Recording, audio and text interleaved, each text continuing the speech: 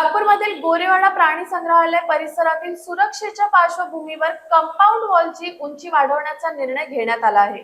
वनमंत्री गणेश नाईक यांनी विधानसभेत ही घोषणा केली। नागपूरमधील गोरेवाडा प्राणी संग्रहालय परिसरात वारंवार बिबट्याचे दर्शन होत आहे, त्यामुळे नागरिकांमध्ये भीतीचे वातावरण निर्माण झाले आहे। या पार्श्वभूमीवर प्राणी संग्रहालयाच्या कंपाऊंड वॉलची उंची वाढवण्याचा निर्णय घेण्यात आला आहे। वनमंत्री गणेश नाईक यांनी विधानसभेत ही घोषणा केली। दाभा आणि आसपासच्या भागात बिबट्याच्या घुसखोरीला कायमस्वरूपी आळा घालण्यासाठी प्रभावी उपाययोजना राबवण्यात येईल, असेही नाईक यांनी स्पष्ट केले। दाभा परिसरात खुल्या प्लॉटमधील झुडपे आणि उंच गवत साफ करणे, हाय मास्ट लाईट्स आणि स्ट्रीट लाईट्स बसवणे तसेच वन विभागाकडून नियमित गस्त ठेवण्याच्या उपाययोजना सुरू करण्यात आल्या आहेत। पारडी आणि विमानतळ परिसरातही बिबट्याचे दर्शन झाल्याच्या घटनांमुळे हा मुद्दा अधिक गंभीर बनला आहे।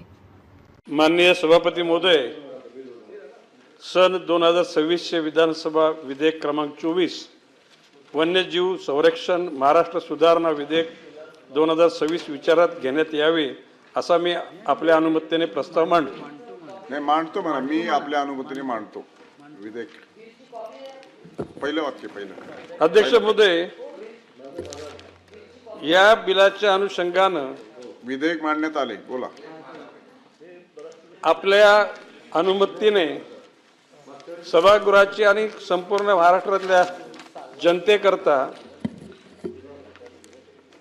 माहिती देत आहे की गेल्या साधारण 6-7 महिन्यापासून महाराष्ट्राच्या प्रामुख्याने पश्चिम महाराष्ट्रामध्ये पुणे जिल्हा, त्याच्यामध्ये जुन्नर, आंबेगाव, शिरूर, अहिल्यानगर जिल्ह्यामध्ये आणि नंतर मग महाराष्ट्रातल्या विविध जिल्ह्यांमध्ये बिबट्यांचा वावर, बिबट्यांच्या एकूण ज्या वावरामध्ये नंतर मग काही लोकांचा जीव गेला आणि अशा ह्या बिबट्यांना कुठेतरी व्यवस्थितपणे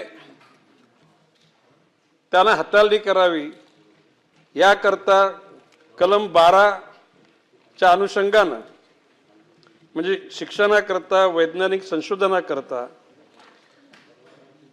कोणत्याही वन्य प्राण्याची योग्य पर्यायी अधिवासात स्थलांतर करणे, कोणत्याही वन्य प्राण्यांना न मारता, विष न देता, नष्ट न करता वन्यजीवाची लोकसंख्या व्यवस्थापन करणे, अशा उद्दिष्टानं सभापती महोदय, हा काही लोकांचा असं गैरसमज झाला होता का खालच्या सभागृहात हा विधेयक मंजूर करताना कोणाला वाटलं होतं की शेड्यूल 1 मधून 2 मध्ये आणायचा विचार नाही।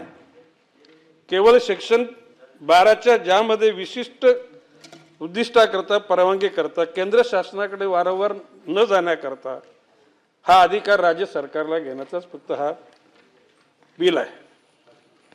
बिबट्याची शिकार करण्याची कोणाला परवानगी देण्यात येणार नाही आणि म्हणून खालच्या सभागृहाने संमत केला आणि याच्यानंतर इथं जरी संमत केला तरी सुद्धा माननीय राज्यपाल महोदयांच्या अनुमतीनंतर, माननीय राष्ट्रपती महोदयांच्या अनुमतीनंतर हा बिल पास होणार आहे।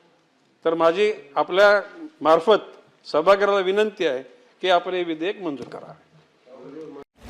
लोक बघतात हा चेहरा असा, तेव्हा डलनेस दिसला तर ग्लो अँड लवली ह्याचे 10 mg विटामिन सीरम त्वचेच्या आतून नवीन सेल्स उभारते, चेहरा बनतो उजळ नव्यासारखा। Glow and lovely, glow up.